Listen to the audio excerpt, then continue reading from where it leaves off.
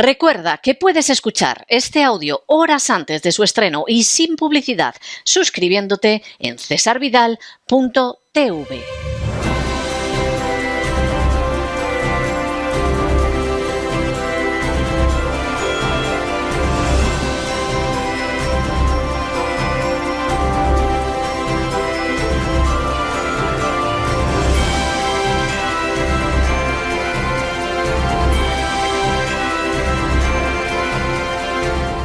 Candilejas, teatro y espectáculo con César Vidal.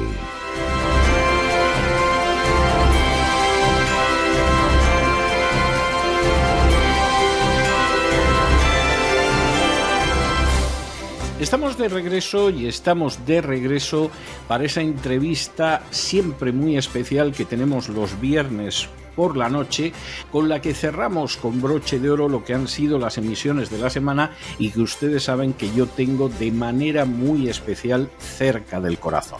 Siempre hago la salvedad, porque además es una cuestión de justicia, con el hecho de que de lunes a jueves concluimos siempre el programa con gente, especialistas de primerísima línea. Da lo mismo que sea la economía o la literatura o el uso del español o la psicología, siempre acabamos con gente muy relevante y muy profesional. Pero los viernes son especiales porque siempre les traemos a alguien especial.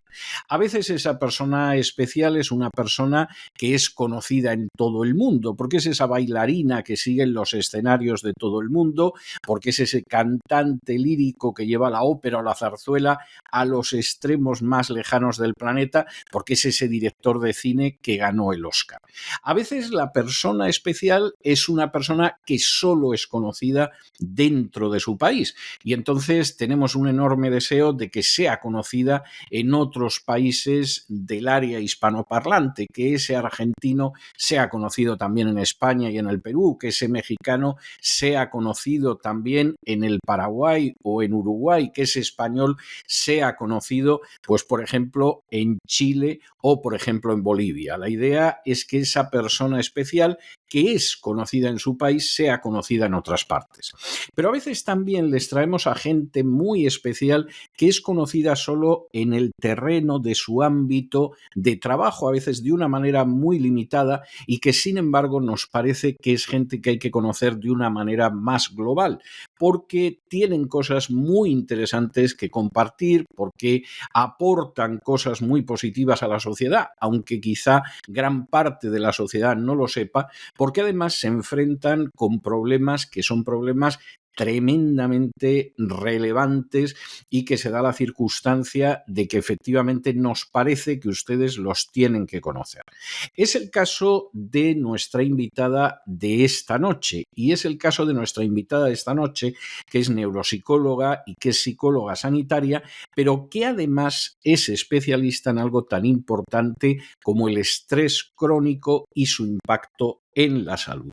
Y esto la convierte en una persona muy especial, porque efectivamente el estrés crónico es uno de esos grandes tapados, uno de esos grandes temas ocultos, uno de esos grandes temas que se mira para otro lado cuando aflora en el curso de una conversación y que sin embargo tiene una importancia extraordinaria en la salud no solo mental, sino física de millones y millones y millones de personas.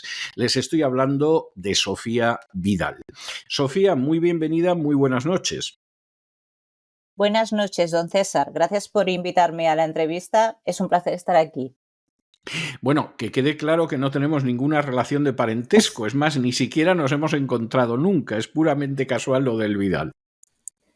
Sí, parece ser que es un apellido bastante valiente y que poseemos solamente ciertas personas específicas, porque me doy cuenta que se repite mucho este apellido en ciertas áreas como la economía, el periodismo, etcétera, y que es bastante llamativo. Es cierto, es cierto. Yo siempre me he preguntado por qué, porque yo no conozco a los otros. O sea, esto es algo absolutamente casual, pero no deja de ser llamativo. Vamos a ver, doña Sofía, una primera cuestión, un par de cuestiones que para mí son obligadas. ¿Por qué decide en un momento determinado una jovencita, me imagino que sería, que se llama Sofía Vidal, ser neuropsicóloga? ¿Qué la lleva a ir en esa dirección?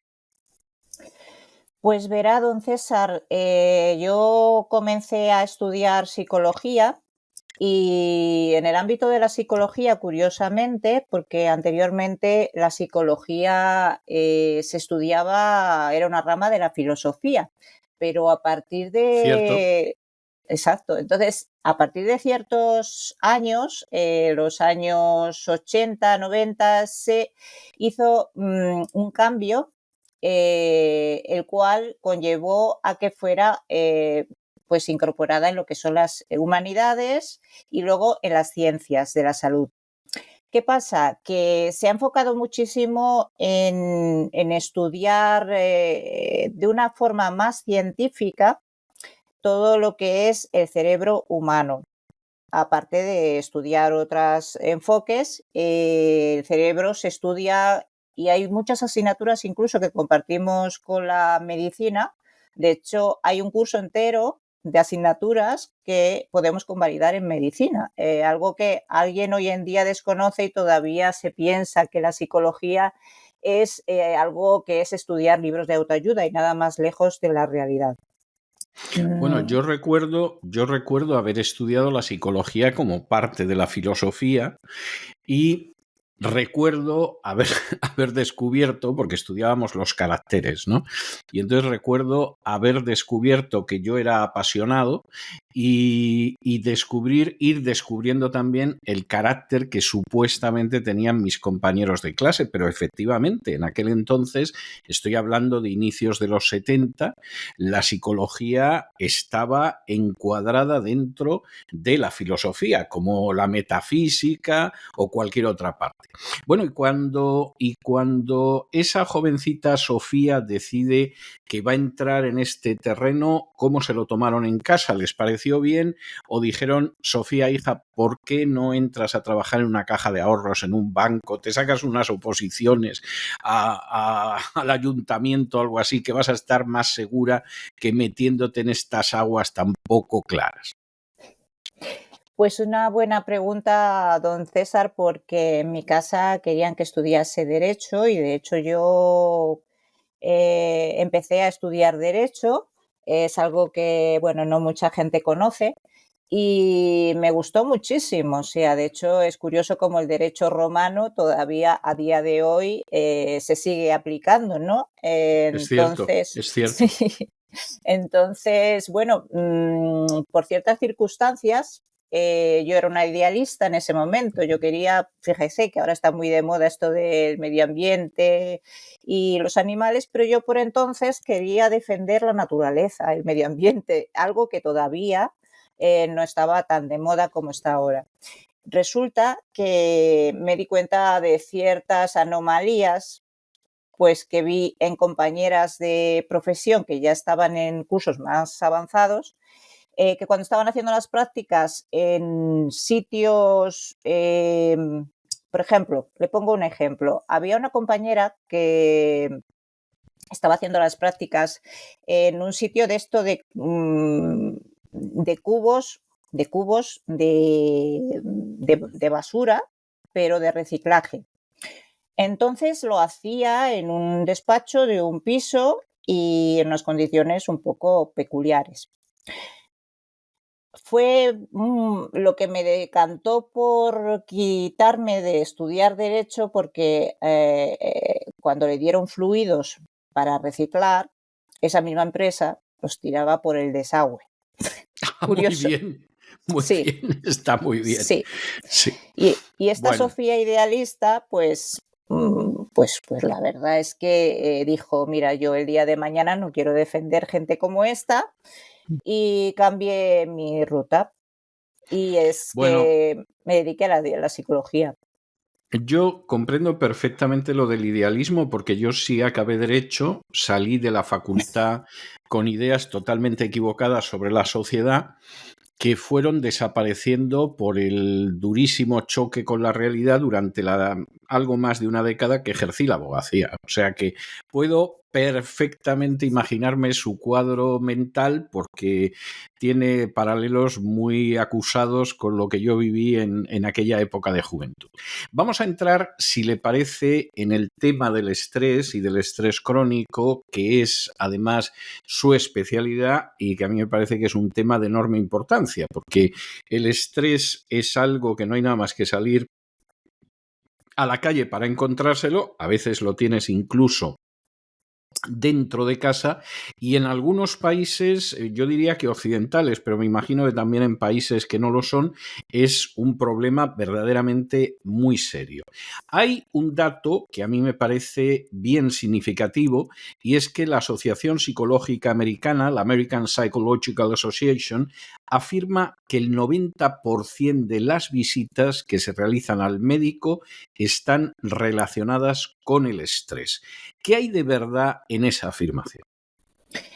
Pues totalmente cierto, don César. De hecho, son datos alarmantes que indican la necesidad acuciante hoy día en más investigación y en tratar este tema. Hay una cuestión que me parece importante, también una cuestión inicial.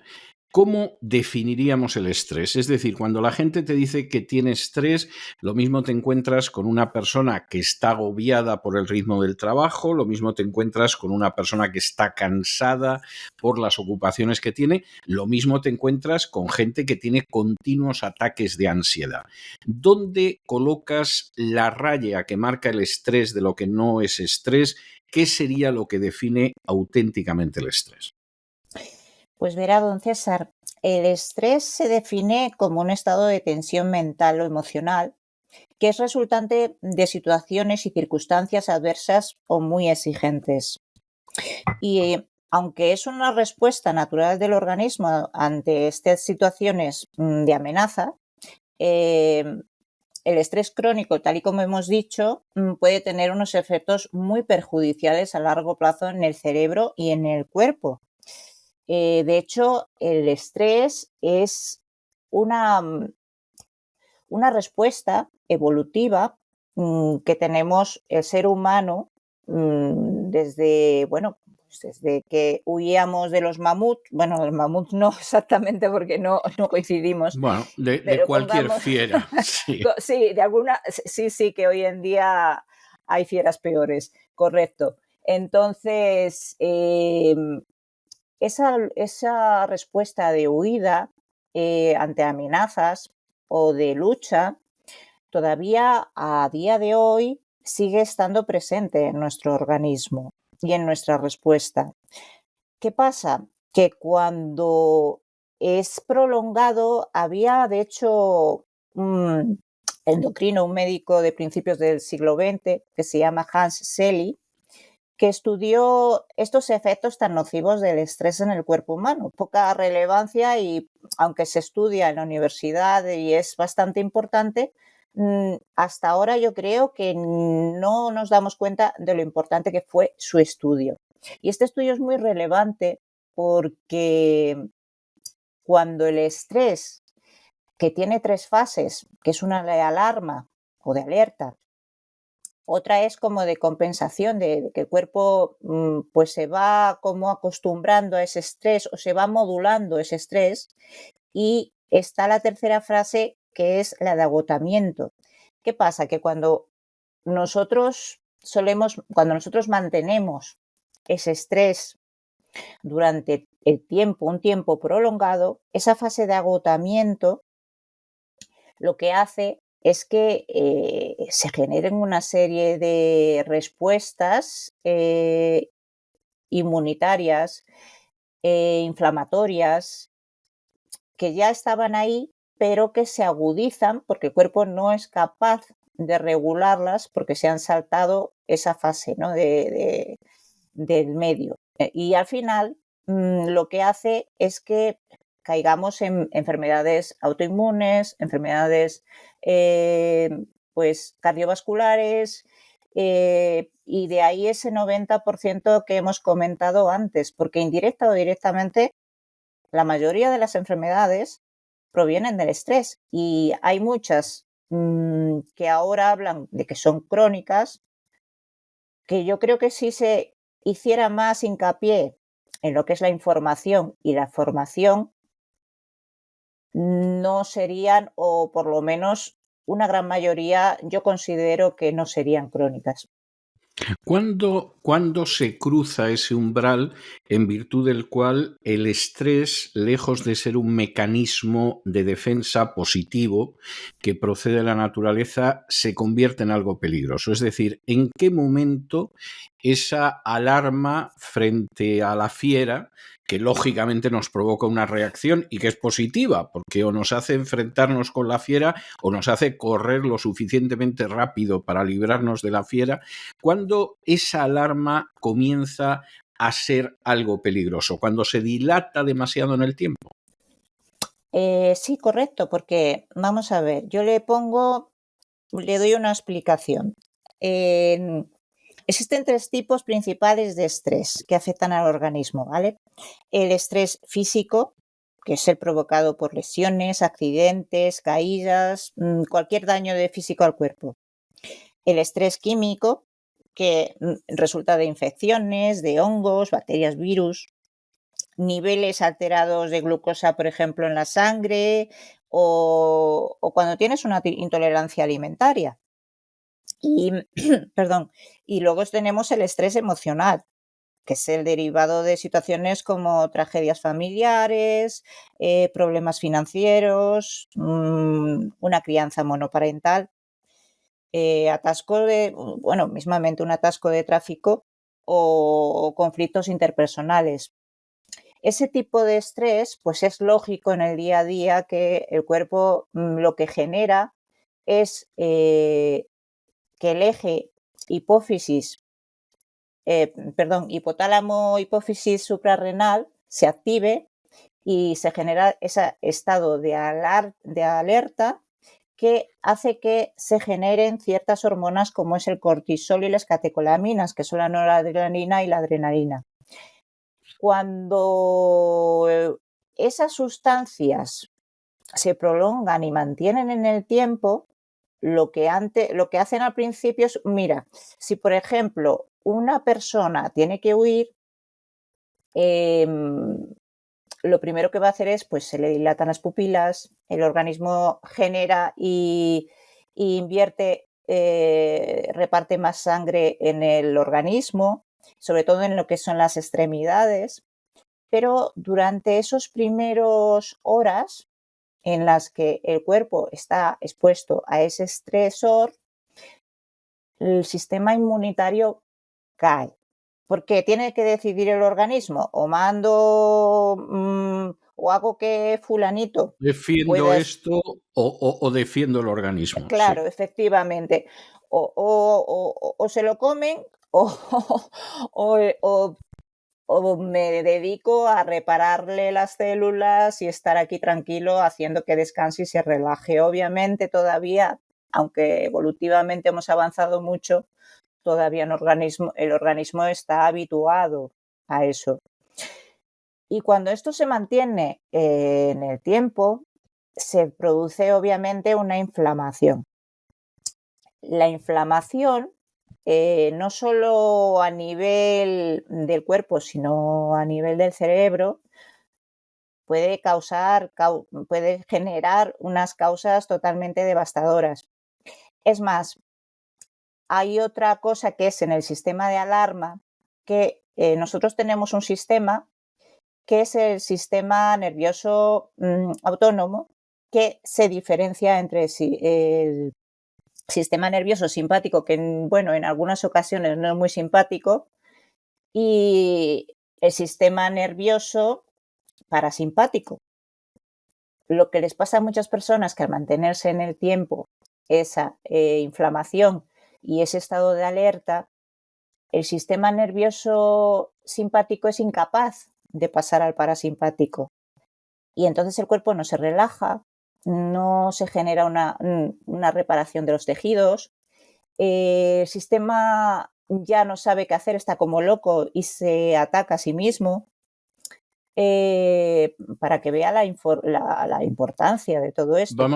Vamos a ver, voy a poner un ejemplo y usted me dice si estoy equivocado o la estoy entendiendo bien. Vamos a suponer, por ejemplo, un niño que sufre, siendo niño, maltrato, que sufre abandono, que sufre distanciamiento, que sufre desprecio. Ahí ha quedado una bolsa de estrés, por decirlo de alguna manera, que no se ha resuelto. El niño ha seguido creciendo, se convierte en un adolescente, se convierte en un jovencito, se convierte en un adulto, pero esa bolsa sigue ahí. Eso convierte a ese hombre en una persona más vulnerable, más accesible al estrés. Es decir, esa persona que lleva esa bolsa que viene de la infancia, de pronto además le viene la bolsa del trabajo, le viene la bolsa de dificultades económicas, le viene la bolsa a lo mejor de problemas familiares. Todo eso se une para formar una especie de cóctel aumentado. Pues efectivamente, don César, está usted hablando de lo que son traumas. El trauma emocional puede ser estrés emocional. Si lo sumas al estrés físico y al estrés químico, que luego si quiere sacamos también la manzana de la microbiota, pues obviamente eso hace que se mantenga, que llega un momento que por lo que sea, aparte que no olvidemos que también existe una tendencia a la vulnerabilidad genética, ¿vale? Una vulnerabilidad genética heredada, a ser más vulnerables al estrés o menos. Pero Claro. evidentemente, aunque seas menos vulnerable, una suma de ciertas circunstancias y mantenidas en el tiempo, obviamente puede generar una enfermedad, y una enfermedad que puede llegar a ser muy grave. Estamos hablando de una enfermedad que supongo que puede ser lo mismo psíquica que física. Sí, por supuesto. Bien, ha mencionado usted antes esa generación de cortisol y el efecto que esto tiene. El cortisol, por decirlo de alguna manera sencilla, para que lo entiendan nuestros oyentes, es una especie de hormona del estrés. ¿Qué pasa con ese cortisol que de pronto en situación de estrés crónico adquiere una preponderancia, adquiere una importancia muy relevante? Pues como hemos dicho antes, y como muy bien ha explicado usted, el cortisol es una hormona que es la principal, porque genera lo que es la inflamación del sistema. Entonces, su liberación es importante para la respuesta adaptativa, pero en niveles muy elevados y sostenidos en el tiempo, pues es muy perjudicial.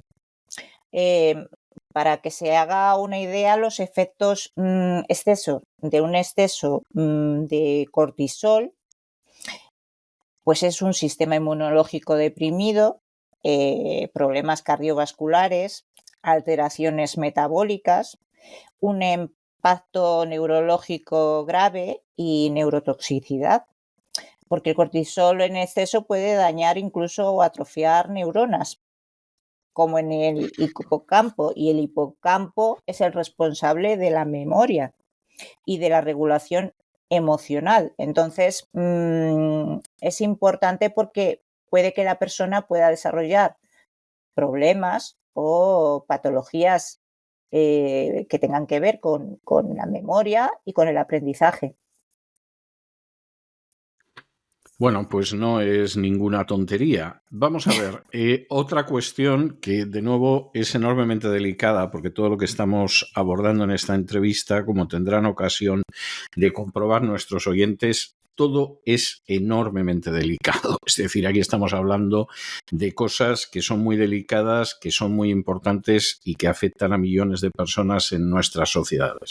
una persona de pronto siente que tiene estrés. Quizá lleva la bolsa del estrés, esa mochila del estrés que viene desde la infancia o la adolescencia, pero bueno, de alguna manera eso no se nota, pero cada vez que aparece cierto tipo de situación en la familia, en el trabajo, etcétera, de pronto ese estrés se dispara y se hace insoportable. Es decir, de pronto no soportas la situación en casa, no soportas la situación en el trabajo, estás en una situación verdaderamente agobiante, vas al médico. Vas al médico, mire doctor, me encuentro muy mal, estoy teniendo ataques de ansiedad o tengo unos problemas tremendos para dormir o tengo una sensación de cansancio continua que no se acaba y entonces el médico te receta psicofármacos. Lo vamos a solucionar mandándole pastillas. ¿Hasta qué punto el estrés crónico es una dolencia que se puede tratar fundamentalmente con medicamentos, acabando con los síntomas o intentando paliar los síntomas? ¿Hasta qué punto hay que ir mucho más a la raíz para poder solucionar el problema que simplemente enfrentarse con esos síntomas mediante psicofármacos? Pues don César, ha ido usted al meollo de la situación y es que hoy en día la medicina se está investigando o se está tratando orientada a dianas terapéuticas, es decir, se prioriza el desarrollo de medicamentos específicos en lugar de entender la etiología de las enfermedades. Es decir, yo tengo entendido que también en Estados Unidos, Argentina, en varios países, incluido España, se atiende a los pacientes en 5 minutos, se les prescribe una medicación Bueno, y puede a que otra sea en 10 incluso, ¿eh? Sí, sí, también puede ser. Y no se trabaja las causas, la etiología de lo que le ha pasado a la persona. Y es muy importante y es básico, porque cada vez se tiene más conocimiento de la importancia, no solo de la causa y de la prevención, sino también incluso en la formación del médico de cómo da el diagnóstico, porque una cosa es el diagnóstico y otra cosa es el pronóstico. Es decir, por ejemplo, si a usted hubo un estudio que decía que en varios hospitales había como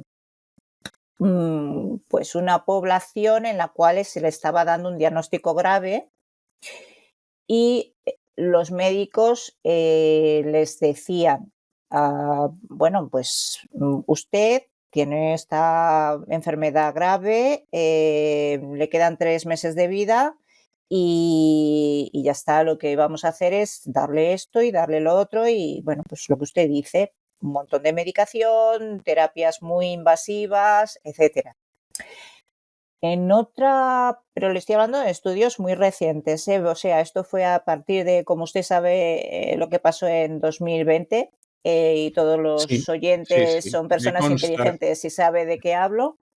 Bueno, pues se hicieron varios estudios y es el efecto, se puso en brete, o sea, se estudió el efecto nocebo, cómo podía afectar. Es decir, a las personas se les dijo, mire, tiene una enfermedad grave, pero vamos a hacer todo lo imposible, que es lo que no dudo que lo hagan de otra manera, pero no se les dice, para que usted está en buenas manos, pueda mejorar o solventar lo que le está pasando. ¿Qué importancia tiene esto y qué relación con el estrés? Pues que la persona se va a su casa más tranquila, la persona no va con ese miedo, con esa falta de sueño, porque cuando te dan un diagnóstico y un pronóstico muy negativo y ya no tienes nada que perder, pues las personas pues empiezan con mala alimentación, con problemas de sueño, con miedos, en fin, problemas añadidos que entran en bucle y lo que hacen es empeorar. Bueno, pues este resultado es que en el 70% en el que no se tuvo en cuenta el efecto nocebo, un 70% obviamente pues falleció. En el otro caso solamente fue un 30%, lo cual, aunque bueno, pues eran No es enfermedades ninguna tontería terminales, no es tampoco, claro, ninguna sí. tontería, Sí. efectivamente, porque el cuerpo lo que no tienen en cuenta es la epigenética, la capacidad que tenemos de autosanarnos, de autocurarse. El cuerpo es inteligente, el cuerpo, si no le acostumbras a que se repare, a que se relaje, a que tenga un momento para él, obviamente, pues si le acostumbras a tomar fármacos y a veces es peor el remedio que la enfermedad, nunca mejor dicho. Sí, lo creo, no tengo al respecto ningún género de duda. Ahora vamos a suponer, estamos entrando en algo hipotético. Vamos a suponer que yo me encuentro en una situación de profundo estrés. Llevo arrastrando el estrés desde hace años, pero con momentos en que parece que eso baja y casi parece que desaparece. Y de pronto el estrés se me ha disparado en los últimos meses, pues porque tengo una situación laboral que es una situación difícil, que no sé realmente cómo abordarla, y entonces el estrés se ha acentuado y no me están haciendo mucho las pastillas que me han mandado. Es decir, yo he ido al médico, el médico me ha subido la dosis de fármacos que estaba tomando, me ha cambiado alguno y yo sigo exactamente igual, no me encuentro bien, me encuentro realmente fatal, y entonces voy a ver a Sofía Vidal. ¿Qué es lo que me dice doña Sofía en la situación en la que me encuentro? Pues mire, don César, yo lo primero, obviamente, aparte de informarme bien de qué ha sido el detonante yo me imagino que ya a usted le conozco durante un tiempo, ya sé su historia de vida, ya sé sus circunstancias. Si no, pues obviamente lo primero es informarme. Eh, Miraría la importancia de la alimentación. ¿Por qué le digo esto? Porque, bueno, pues No me hay... diga, o sea, lo primero sería ver la alimentación. Qué interesante. Sí, es que es muy interesante porque precisamente es algo que no se tiene en cuenta. O sea, hay muchos alimentos que son proinflamatorios y que lo que hace es que el cuerpo no se pueda reparar, por lo cual eso conlleva todavía un estrés al emocional que usted ya tiene, es un estrés químico. Entonces, hay que abordar todas las causas, quiero decir. Primero tengo que enterarme y mandarle a usted que se haga un análisis de intolerancias alimentarias. ¿Por qué? Porque O es muy sea, importante. empezamos, perdone que recalque mucho esto, pero es que me parece extremadamente importante lo que está diciendo. O sea, lo primero a lo que vamos es a determinar la alimentación y las intolerancias alimentarias. Es decir, por si acaso como demasiada comida basura, por si acaso como de manera desequilibrada, eso es lo primero que hay que determinar. Primero hay que ayudar al cuerpo a que pueda estar limpio, detoxificado para que pueda sanar, pero aparte, obviamente, de tener con usted una consulta y que usted se pueda desahogar y contar todo lo que quiera y expresarse, porque a veces el mal de nuestra sociedad es que no tenemos con quién desahogarnos o con quién contarle o que nos asesore bien de si estamos haciendo bien o mal, porque hay muchas personas que su percepción de lo que está pasando, ¿vale? Tiene las creencias limitantes que tenemos debidas pues a nuestra programación mental desde pequeños y por la sociedad y por lo que vemos muchas veces en medios de intoxicación. Entonces, ahí nos están metiendo ciertas creencias limitantes que también no ayudan en nada. Pero es sí muy importante que miremos nuestra alimentación, cómo tenemos la microbiota, porque usted no sabe la importancia que tiene que tengamos ahí una disbiosis o una intolerancia alimentaria, o porque hay que desinflamar ese organismo. Si usted se empieza a encontrar mal, no duerme bien, está teniendo... Yo es que me he dado cuenta de eso porque estudiando la fibromialgia, que como usted sabrá es un problema, es un síndrome del sistema central, que tiene que ver porque la persona no es capaz de cambiar del estado de alerta al estado de descanso, ¿vale? Que es el sistema nervioso parasimpático, se queda totalmente inútil y por la noche no descansa, no llega a las ondas de sueño que tiene que generar y que tiene que llegar, por lo cual imagínese usted eso mantenido en el tiempo. Las personas están doloridas, les duelen los músculos, les duele el cuerpo, están cansados, de ahí también es otro síndrome de la fatiga crónica que también correlaciona con estrés y con inflamación. Pues imagínese usted si me viene con esa carga de problemas que tiene y con ese detonante, obviamente, si a usted yo le veo que tiene síntomas físicos como los que le estoy mencionando, yo le mandaría, pero igualmente creo que un paciente mío debería de hacerse mirar eso porque no le estamos dando la importancia que tiene. Y hay países donde la alimentación es terriblemente perjudicial. Sí. No me cabe la menor duda. O sea, evidentemente hay millones de personas en este planeta que sufren de falta de alimentación, pero hay también millones y millones de personas en este planeta que sufren de una malísima alimentación, con las Correcto. consecuencias que eso lleva. O sea, no tiene más vuelta de hoja. Bueno, determinamos cómo está mi organismo, cómo es mi alimentación, corregimos mi dieta y mi manera de alimentarme. ¿Cuál es el paso siguiente? Bien. Hay estudios que mencionan que es muy importante la respiración.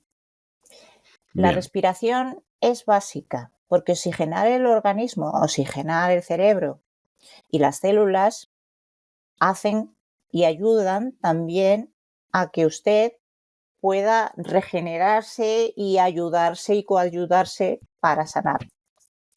Entonces, Aclaremos que hay gente que respira muy mal, aunque no lo sepa. Como de todas formas respiran y no se caen por la calle, no son conscientes de ello. No, es verdad, no son conscientes de ello, pero es gente que respira muy mal y eso ayuda, por ejemplo, ayuda muchísimo precisamente, pues por ejemplo, a ataques de ansiedad o a no saber neutralizar esos ataques de ansiedad.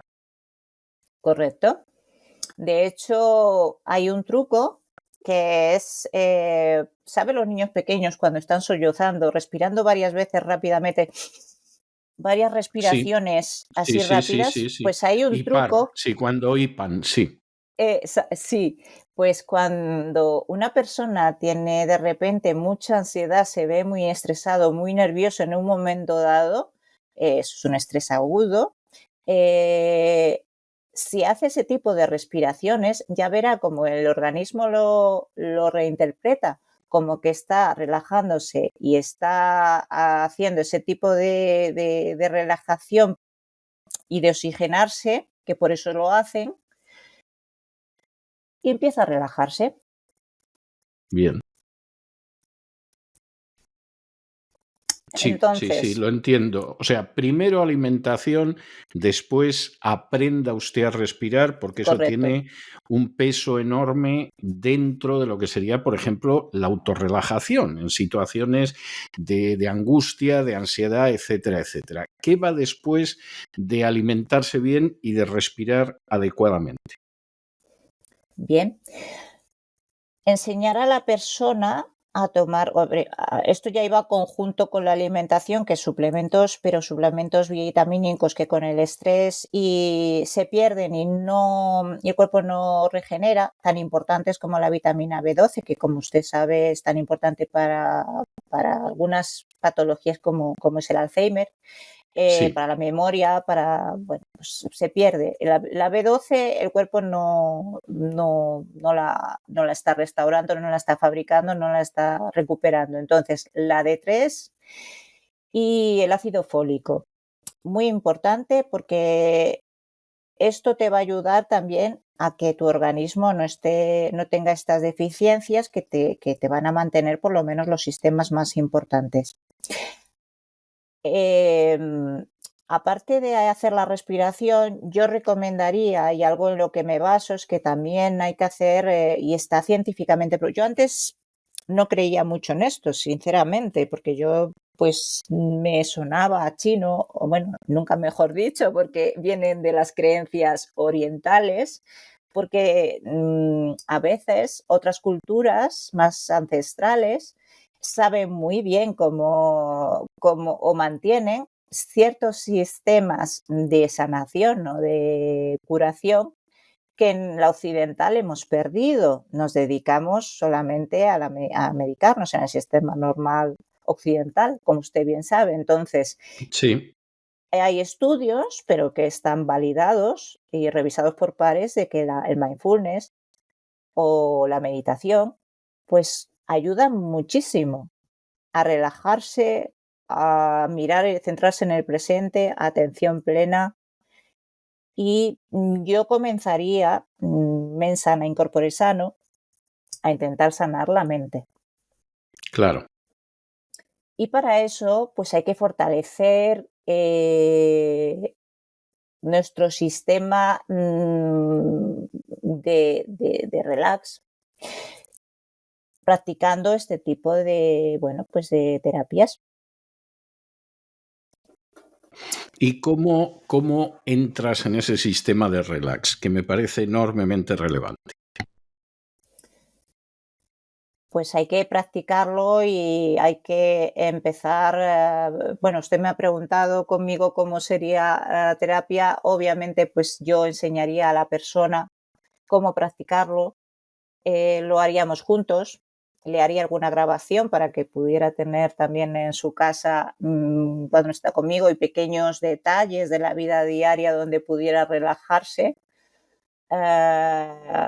Y es práctica, esto no se va a conseguir obviamente en una sesión ni en dos, pero sí que a lo largo del tiempo una persona puede llegar a manejarse muy bien con lo que es la meditación y el mindfulness.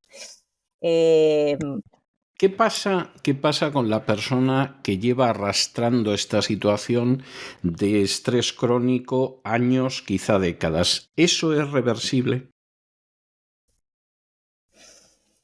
Es una muy buena pregunta, muy interesante y básica, porque hoy en día la medicina estándar occidental cronifica muchísimas, o sea, parece que, no creo que sea así, pero da la impresión de que queremos cronificarlo todo.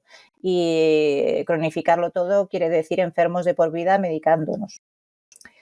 Esto puede tener algunos intereses relevantes para ciertos lobbies, para ciertas industrias, pero realmente para la población general no tanto. Y yo me he dado cuenta de que, como estábamos bien hablando en ese estudio antes del efecto nocebo, que no se tiene en cuenta, pues si se tuviera en cuenta holísticamente muchas más cosas, que no solamente la medicación, muchas de esas enfermedades, al menos no todo el mundo, pero ni todas las enfermedades, sí que tendrían un decrecimiento notable. Bueno, pues verdaderamente es muy interesante. Confírmeme si la he entendido bien, doña Sofía. Esto no es algo incurable, esto tiene remedio. El estrés crónico, no en todos los casos tiene remedio, pero en la mayoría sí. Y ese estrés crónico, aparte de tener remedio en la mayoría de los casos, no necesariamente pasa por el hecho de limitarse a consumir psicofármacos. Por supuesto. Eso no tengo ninguna duda. Bueno, no, me parece absolutamente espléndido. Yo creo que muchísima de la gente que nos esté escuchando ahora sentirá que es un mensaje muy consolador y que verdaderamente les quita un peso de encima, porque es verdad que el estrés es una auténtica plaga de la sociedad en la que vivimos, a la que no se suele hacer mención, que no tiene realmente ningún interés para las fuerzas públicas, ni mucho menos, y que sin embargo afecta a muchísimas personas, afecta a millones de personas con unos resultados personales, con unos resultados psicológicos, con unos resultados sanitarios, me atrevería a decir que con unos resultados también económicos que son verdaderamente de mucha envergadura, aunque sea uno de esos problemas que no se quiere reconocer y que se colocan debajo de la alfombra, a ver si debajo de la alfombra, mezclados con otras cuestiones que no se abordan, pues desaparecen de manera casi mágica. Pues doña Sofía, yo le tengo que agradecer muchísimo este tiempo que nos ha dedicado usted. En fin, llevamos hablando más de 3/4 de hora, pero a mí se me han pasado como si hubieran sido 5 minutos. Y en otra época en que estas entrevistas se realizaban en directo, vis a vis, en un estudio de radio, yo tenía la costumbre, para aquella gente que había tenido la gentileza y la amabilidad, como es su caso, de someterse a la batería de preguntas, le solía regalar como un pequeño detalle uno de mis libros dedicado, siempre haciendo la salvedad de que no estaban obligados a leerlo. En estos momentos, en el ciberespacio, eso no es posible. Y lo único que yo puedo dejar como un pequeño, modestísimo detalle a aquella gente que ha tenido la amabilidad y la paciencia de someterse a las preguntas, como es el caso de usted, es dejarles una melodía, una pieza musical, una canción, pues eso, como un pequeño tributo de gratitud por el tiempo que ha pasado con nosotros. Yo le voy a dejar una canción que entonaba Noel Harrison allá por los años 60 y que se convirtió además en la canción emblemática, el tema musical importante de una película que se llamaba El caso Thomas Crown, que protagonizaba Steve McQueen y Faye Dunaway, grandísima película, ¿eh? Luego hicieron una nueva versión en los años 90 que no le llegaba a la altura del zapato, era una película del año 1968 y el tema se llamaba Los molinos de tu mente. Y hablaba de efectivamente cómo la mente a veces parece que es un conjunto de molinos que dan vueltas sin terminar de encontrar el rumbo, sin terminar de estabilizarse. Y a mí siempre me pareció una canción absolutamente extraordinaria, aunque un poquito desasosegante por el tono de la canción, pero es una canción muy hermosa. Yo le voy a dejar con estos Windmills of Your Mind, los molinos de viento de tu mente, y le agradezco muchísimo el tiempo que ha pasado con nosotros. Creo que ha sido el material que usted nos ha brindado tremendamente importante, tremendamente relevante y tremendamente práctico para gente que sufre y que por regla general no tiene una voz que permita mostrar ese sufrimiento. Muchísimas gracias por todo, doña Sofía. Gracias a usted por su tiempo, don César, y hasta la próxima. Hasta la próxima. Y con estos compases extraordinarios de esta magnífica, aunque algo desasosegante canción, que es Los molinos de tu mente, hemos llegado nosotros al final de nuestra singladura de hoy del programa La Voz. Esperamos que lo hayan pasado bien, que se hayan entretenido, que incluso hayan aprendido una o dos cosillas útiles. Y los emplazamos para el lunes de la semana que viene, Dios mediante, en el mismo lugar y a la misma hora. Y como siempre, nos despedimos con una despedida sureña. God bless you. Que Dios los bendiga. El programa La Voz es una producción de Artorias Incorporated y al amparo del derecho a la libertad de expresión no se hace responsable de las opiniones vertidas en el curso del mismo.